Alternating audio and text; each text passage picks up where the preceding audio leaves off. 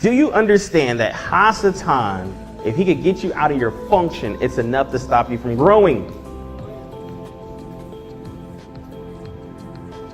Who established that? Yeshua established that in Mark chapter 8, Mark chapter 4, Luke chapter 8, and Matthew chapter 13. If I could just get you out of your function. A man acting like a woman acting like a man. I was looking through some old videos and I found a clip that I did back in 2015 but never published, talking about a concept of being inside your box. I was really encouraged by it and it was definitely in season, so I decided to revisit it during class. So what you're going to see is the original clip back in 2015, and then we're going to fast forward to some clips of how the lesson came out. It's not the entirety, but just some sound bites that I figured that you might enjoy. All right, shalom. Have you ever been known for a particular thing and no matter what you try to do, you can't get out of that box? Well, I know the feeling. Hi, I'm HOIO from Reynoldsburg, Ohio, and I'm known for seasons, soul transformation, and the gospel chart. And this is what we're going to talk about right now.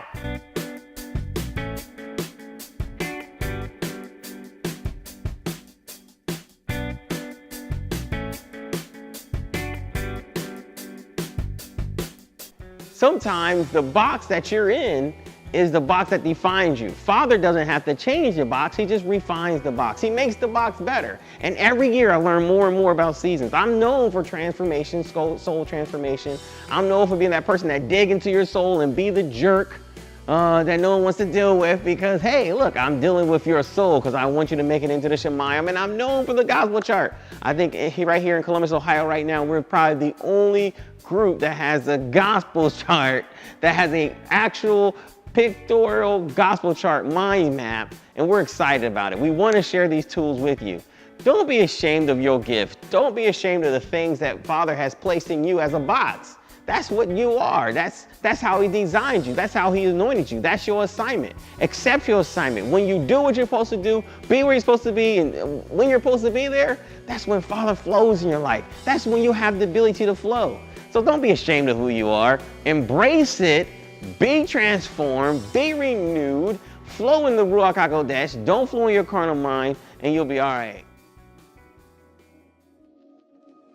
So they come out of this lie and they say, I came into the truth, you know. And the way they got out of that lie was they had to think outside the box. They had to go outside the box. They had to go outside the boundaries of the lie. They had to explore. They had to go out. But then you come into the truth and it's another box. The truth is another box. And that mind, that carnal mind then tells you, oh no, I can't be in a box. Because last time I was in a box, I was being lied to. I was being damaged. I was being handled wrong. So I gotta think outside the box.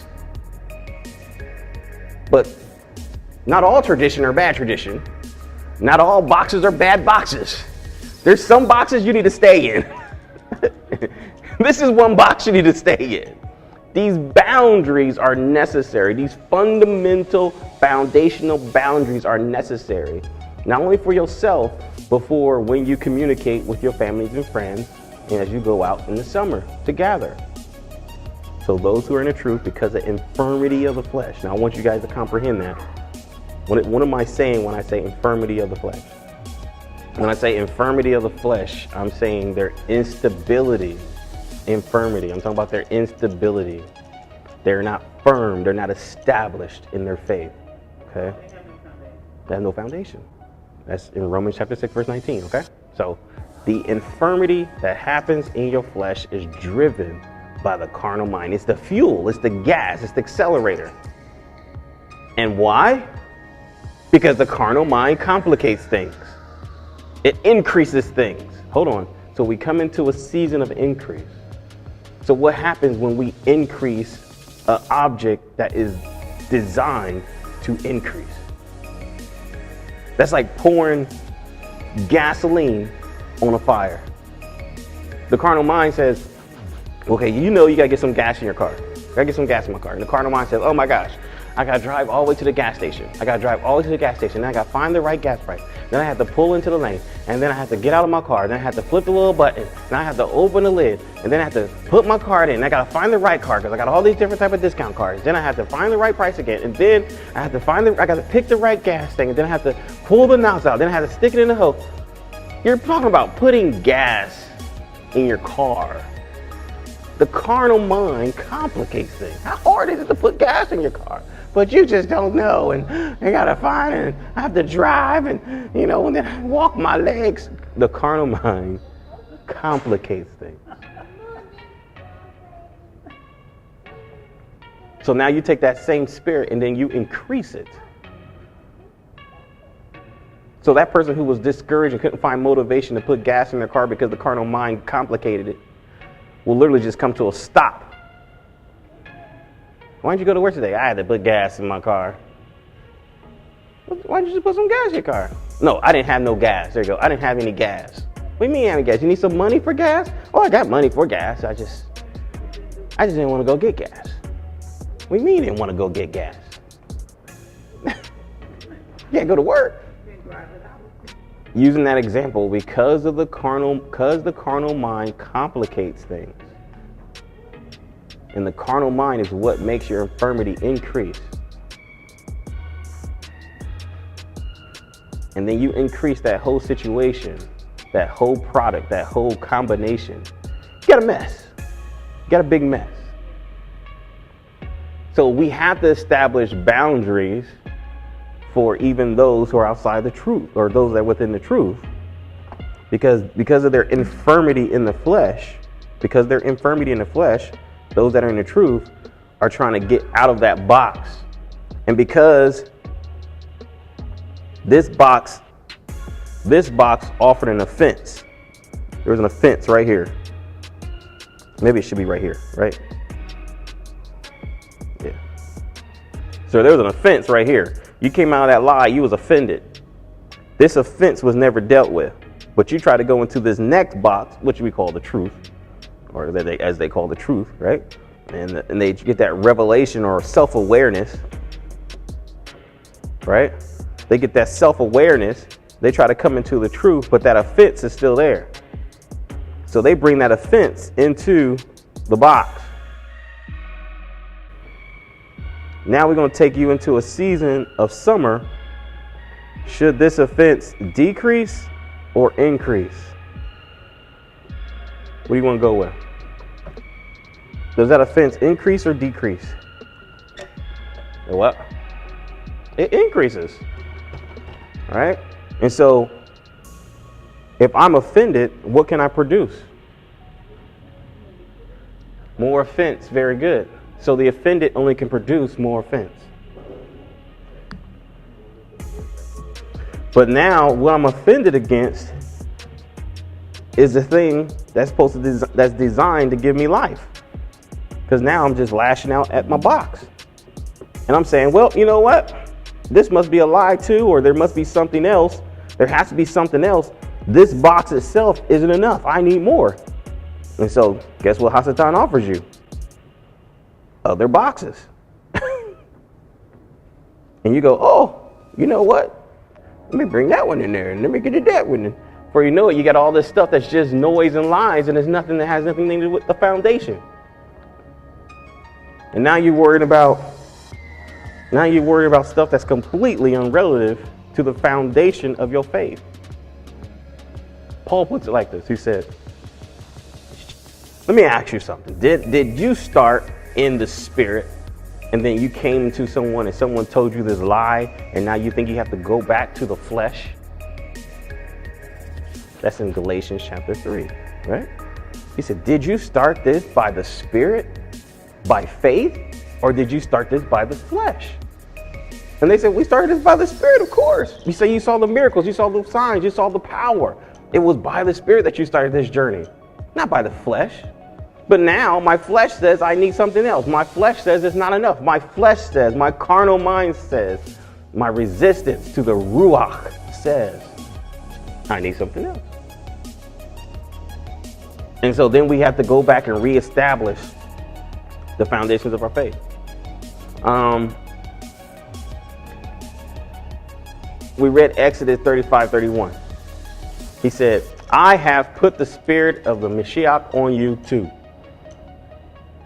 We're talking about just straight up functionality, guys. Straight up basic function. Function. Basic function. I think that's my next slide. Exodus 35.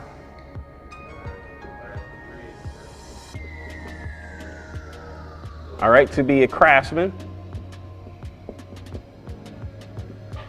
Right? He said use wisdom or skill, right? What else he do? What else did he anointed him to? He filled him with the Spirit too. Also to teach. Not only do I put you in a position where I anoint you to be a craftsman, I give you the wisdom to do what you're supposed to do. I give you the wisdom so that you can devise the things that, Mashiach needs for his tabernacle. But I also give you the ability to teach others the same thing. And so now you're anointed to do a specific work. And I hate to say this, but now I feel like I'm in a box because I'm anointed to do a specific work. And I feel like I'm in a box because I'm anointed to do a specific work, but I feel like I'm in a box. Every day, all I do is just make gold. Every day, all I do is craft silver. Every day, all I do is just make materials. All I do is make furniture. And I gotta train other people to make furniture. That's all I do. What a box. What a box. What a box. What a box. You know what? I like the way Trina cooks. I'm gonna go in the kitchen and I'm gonna start cooking. I'm gonna go cook because I'm tired of the box of just always being a craftsman. Is it about bored, or is it just about the ideal that you forget why? And that's what Paul's point was. You forgot why. Yeah. He said to Timothy, stir up the gift. Did you forget why you was called? Yeah, you out here dealing with these people who are older than you and they're kicking your butt. But did you forget? Stir up the gift that's already was given to you from the beginning. I anointed you to do this. Oh. Let me get back to my foundation. And so we get into the season, and as that carnal mind increases, as that carnality increases all around you, we're talking about environmental increase, environmental distractions. You got environmental distractions, internal distractions. And I like the way Trina cooks, distraction. I'm focusing on your gift. I get distracted, and all of a sudden now I'm in the kitchen and I need to be making furniture. And I'm not even a good cook. And so now the anointing that Father has given me, I'm placing it on something that was never designed to do. So now I'm trying to develop, I'm trying to prosper by my might and not by his Spirit, right? This is summer season. That's the whole thing about summer. It's just designed to get you so distracted and focused on your flesh. But if you don't have the fundamental, foundational things going forward, you can't help your brother and you can't help yourself. Because I was sitting there asking myself, I said, okay, so what would I say to someone who has strayed and backslidden and decided another lie? What would I say to that individual? What would I offer? Where would I start? And then my spirit was like, we have to start back at function. Just rewinding everything back and so just rewind everything back to Genesis and say, let's just start at the beginning. Are you a man? Are you a woman? What is your characteristic as a woman? Who told you that you have to be so hard? That is not even part of your natural nature. We ain't talking about spirit. We ain't talking about what Father anointed you to do. We ain't talking about none of that stuff. We're talking about just your basic function. You're not designed to be a hardcore prickly rose. You're designed to be a soft, gentle flower. You're designed to be delicate, you know? Why are you offended, man?